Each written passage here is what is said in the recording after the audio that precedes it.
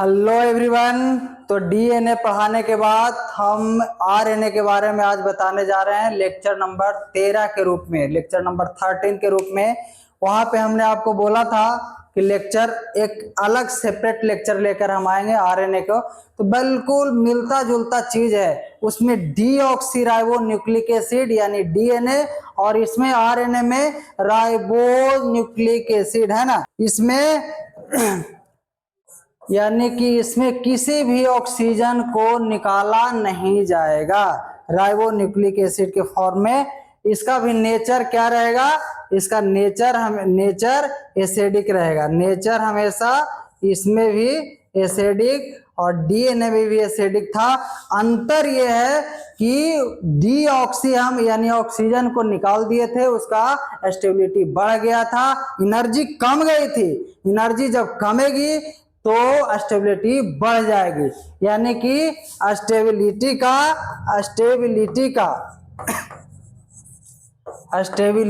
का inversely proportional होता है एनर्जी। अगर एनर्जी किसी भी आदमी में बहुत ज्यादा एनर्जी है यानी कि वो आदमी स्टेबल नहीं है ना।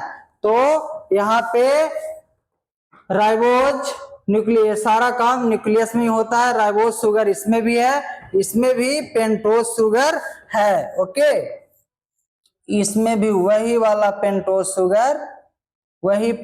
शुगर जो उसमें था, इसमें भी पेंटोज शुगर है। यहाँ पे oxygen, carbon carbon carbon carbon, यहाँ भी कार्बन है ना। यहाँ भी कार्बन है, पेंटोज तभी तो बना। बस यहाँ पे जो हम ऑक्सीजन को जोड़ते थे, लेकिन यहाँ पे ऑक्सीजन को हम जोड़ देंगे, वहां पे ऑक्सीजन को हटाते थे, सिर्फ फेज जोड़ते थे। यही मेन बेसिक सा अंतर इसमें है। तो आरएनए भी अनुवांशिक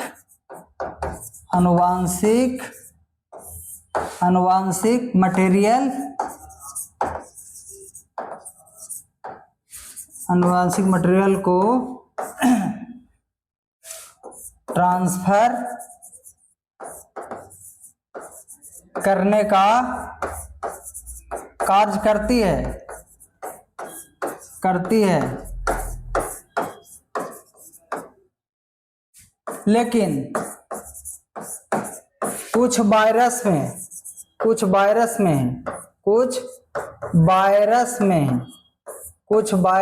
में ही बस ये जो है आरएनए गुणों का नहीं करता है, जबकि आरएनए आनुवांशिक पदार्थ है, बल्कि आनुवांशिक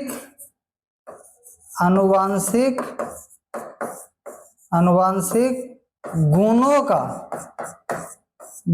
का ट्रांसफर नहीं करता है। यहाँ पे है कि कुछ वायरस में गुणों का, आनुवांशिक गुणों का ट्रांसफर करता है। आनुवांशिक गुण का ट्रांसफर करते हैं। आरएनए अनुवांशिक पदार्थ तो है, ये भी है, लेकिन इसकी एनर्जी बहुत ज्यादा है, ये रिएक्टिव बहुत ज्यादा है, रिएक्शन बहुत जल्दी फास्ट करते हैं, रिएक्टिव है, इसलिए इनको अनुवांशिक गुण का ये ट्रांसफर नहीं कर पाते हैं। उसके बाद आरएनए में 4 क्षार यानी कि चार बेस होते हैं। ओके, 4 बेस होते हैं। पहला एडेनिन, गुआनिन,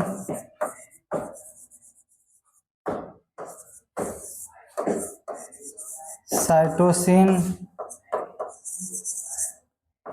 चौथा थाइमिन, थाइमिन, है ना। इसके बारे में नोट के फॉर्म में लिखेंगे कि फ्रेडरिक मिशनर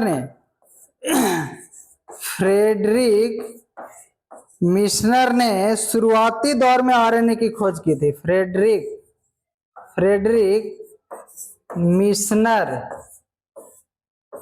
ने शुरुआती दौर में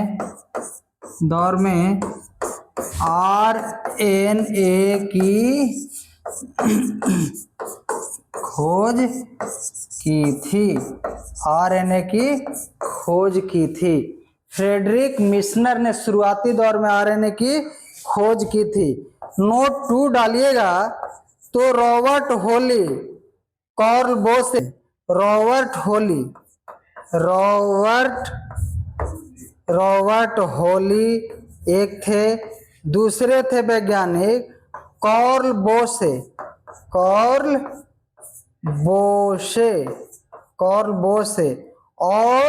एक तीसरे थे सवेरे अकोवा। ये तीनों वैज्ञानिक, ये तीनों मिलकर आरएनए पर व्याख्या दी थी, है ना। आरएनए पर व्याख्या, इसलिए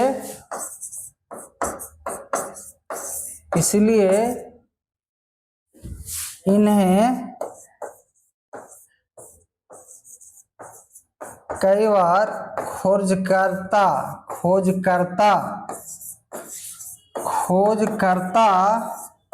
के रूप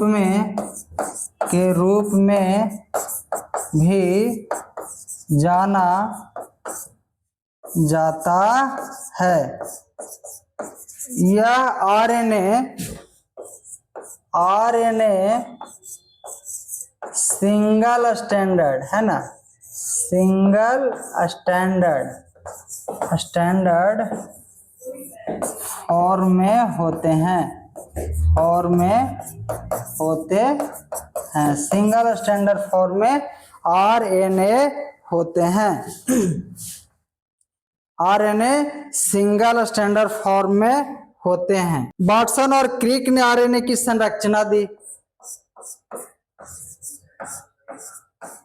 वाटसन और क्रिक ने आरएनए की संरचना दी कि सिंगल स्टैंडर्ड फॉर्म होते हैं। आरएनए खास करके ये होते हैं, है ना, ये फॉर्म में होते हैं, सिंगल स्टैंडर्ड फॉर्म में। ये सिंगल स्टैंडर्ड के फॉर्म में आरएनए होते हैं।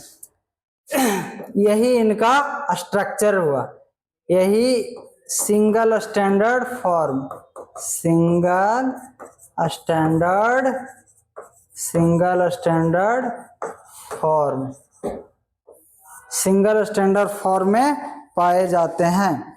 अब है कि आरएनए के प्रकार, टाइप्स ऑफ, अब हम यहाँ पे देख लेते हैं टाइप्स ऑफ आरएनए। ओके, तो टाइप्स ऑफ आरएनए में हमने आपको क्रोमोसोम जिस समय पढ़ा रहे थे, जिस समय हम गुणसूत्र पढ़ा रहे थे, उस समय भी इसका सब यूज हुआ था, है ना। एम आरएनए यानी कि एम फॉर मैसेंजर आरएनए। उसके बाद मैसेंजर आरएनए, ट्रांसफर आरएनए, है ना, ट्रांसफर आरएनए,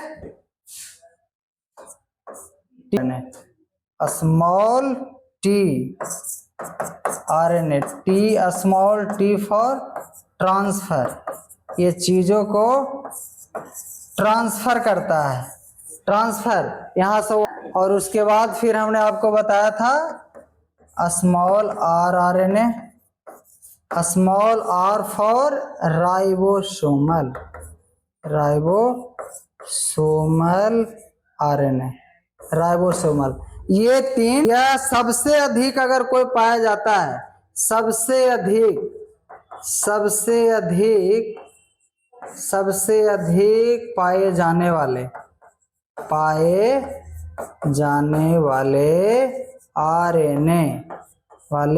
आरएनए ये हैं। लगभग 80% तो आर आरएनए यानी स्मॉल आर आरएनए ही पाए जाते हैं। क्योंकि राइबोसोम की मदद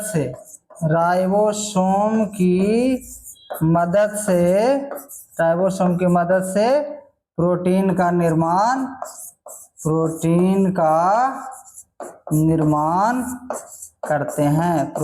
निर्माण करते हैं। तो ये बहुत ही इंपॉर्टेंट हमारा आरएनए हो जाता है। अब आती है बात एमआरएनए। तो इनका जन्म ही डीएनए से हुआ है, इनके बारे में ये इंफॉर्मेशन बेहतर है, डीएनए से हुआ है। तो ये इनके बारे में सबसे इंपॉर्टेंट माना जाता है। अब ट्रांसफर डीएनए आरएनए के बारे में बताएंगे तो यह अमीनो एसिड के ट्रांसफर राइबोसोम है ना, यह अमीनो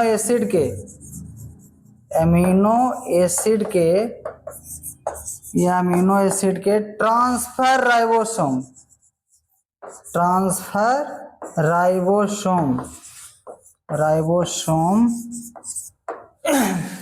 जो नॉन कोडिंग के फॉर्म में होते हैं, नॉन कोडिंग रूप में होते हैं।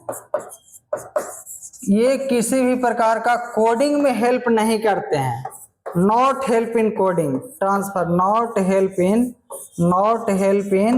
कोडिंग है ना, not help for coding. TRNA का एक और, यह जल में घुलनशील होता है ना, यह जल में सोलूबल होता है,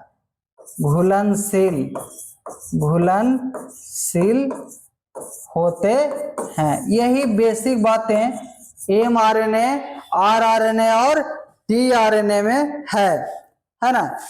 अब एमआरएनए, इसका जीवन काल बहुत कम होता है। इसका एमआरएनए का एक इंफॉर्मेशन हो, जीवन काल बहुत कम होता है, एमआरएनए का कम होता है। आगे हम बताएंगे सेंट्रल डोग्मा, जब हम बताएंगे कि किस प्रकार से ये होता है ना।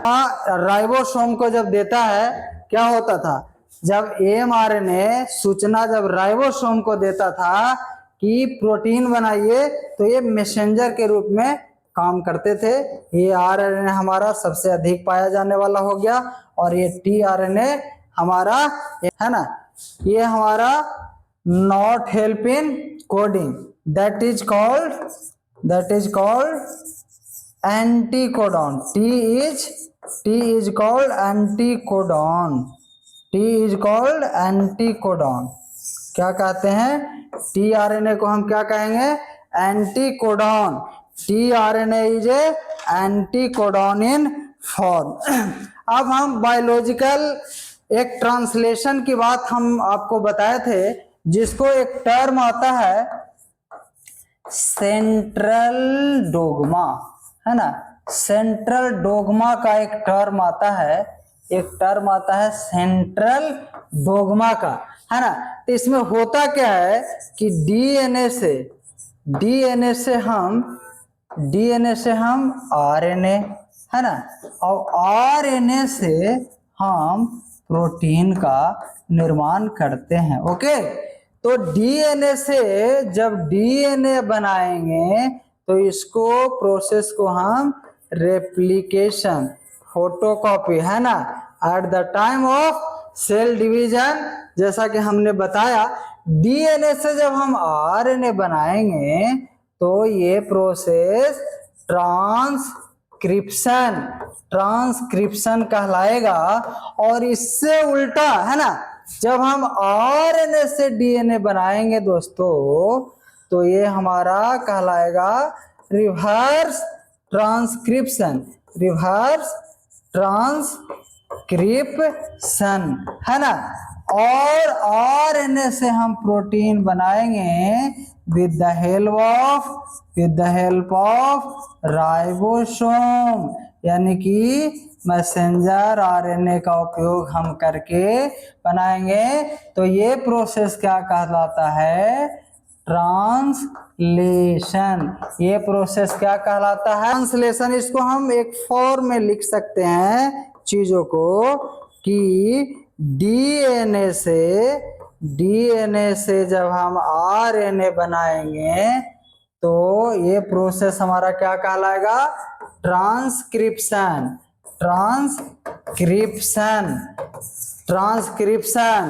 और आरएनए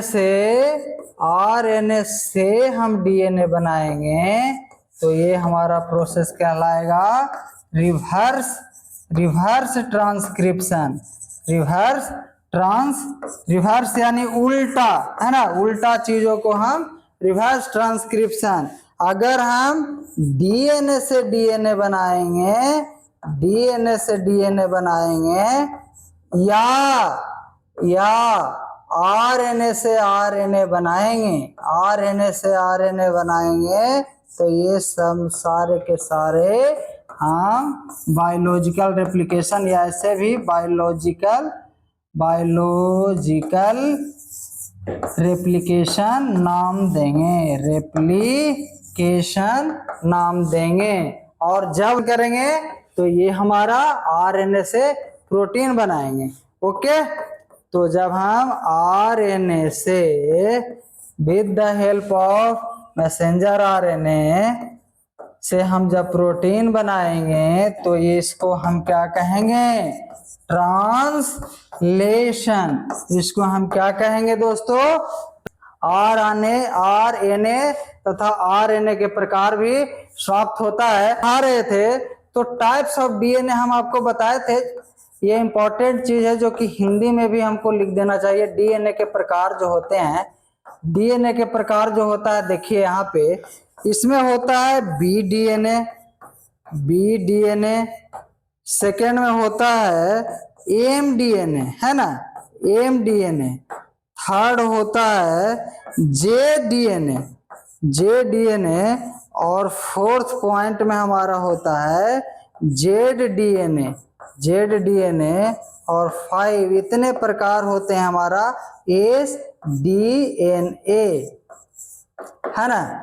इसका ये हमको जो बी डीएनए है यही फॉर्म हमारा बी डीएनए जो है, यही फॉर्म हमारा ये फॉर्म वाटसन व क्रिक के द्वारा दिया गया था। वाटसन व क्रिक के द्वारा दिया गया था। इसे ही स्टैंडर्ड फॉर्म ऑफ डीएनए, इसे ही स्टैंडर्ड मॉडल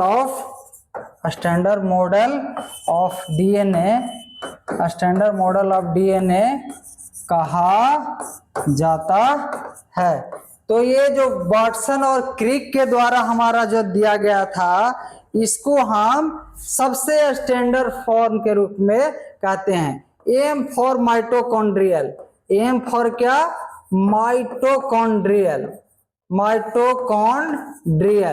माइटोकॉन्ड्रिया यानी कि जिस समय हम आपको पढ़ाए थे the powerhouse of the cell, तो माइटोकॉन्ड्रिया के डीएनए के माइटोकॉन्ड्रिया में होता है, यानी कि आनुवांशिक बीमारियों के लिए ये जिम्मेदार होता है। तो ये रिस्पॉन्सिबल फॉर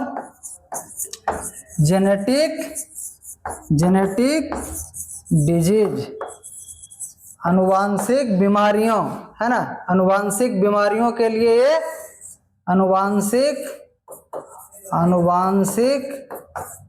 बीमारियां के लिए सबसे ज्यादा अगर कोई रिस्पॉन्सिबल होता है तो ये हमारे में इस डीएनए पर कई जगह क्षार यानी कि बेस मौजूद होते हैं। इस पे देखा गया जब अध्ययन करके मौजूद, तो इसमें पाया गया क्षार मौजूद नहीं होते हैं, बेस होते ही नहीं है, है ना। अर्थात इसकी कोडिंग सही नहीं, इसकी कोडिंग सही नहीं होती है, कोडिंग सही नहीं होती है। और अगर कोडिंग सही नहीं होगा तो इसे that is non coding DNA का इसको रूप दिया गया, नॉन कोडिंग डीएनए इसको कह दिया गया। तो नॉन कोडिंग डीएनए की बात अगर बताए, पूछा क्वेश्चन में कि नॉन कोडिंग डीएनए इंपॉर्टेंस है, तो जे टाइप का डीएनए हमारा कोडिंग नहीं करता है। क्यों? कि उस पे बेस ही मौजूद नहीं होंगे। अगर बेस मौजूद नहीं होंगे तो वो न्यूक्लियोटाइड के फॉर्म में आएंगे ही नहीं। जब न्यूक्लियोटाइड नहीं होगा तो डीएनए का सवाल ही नहीं उत्पन्न होता। और यह जो है यह लेफ्ट हैंडेड या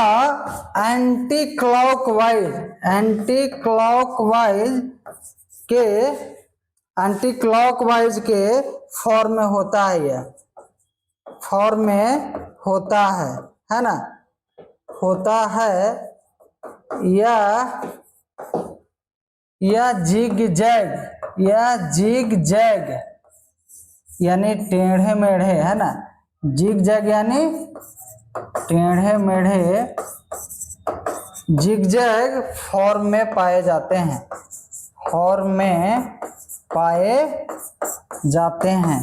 ये हमारे चौथा प्रकार के डीएनए हो गया।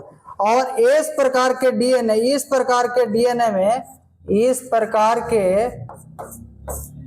अब देखिए जे प्रकार का जो डीएनए था इसमें तो कोडिंग ही नहीं होता था, और इस डीएनए में कोडिंग ज्यादा हो जाता है।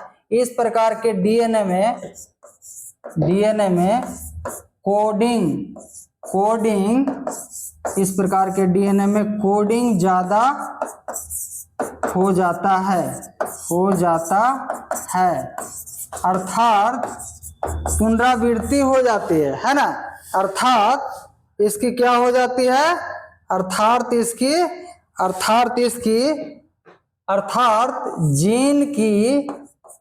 जीन की क्या हो जाती है, रिपीटेशन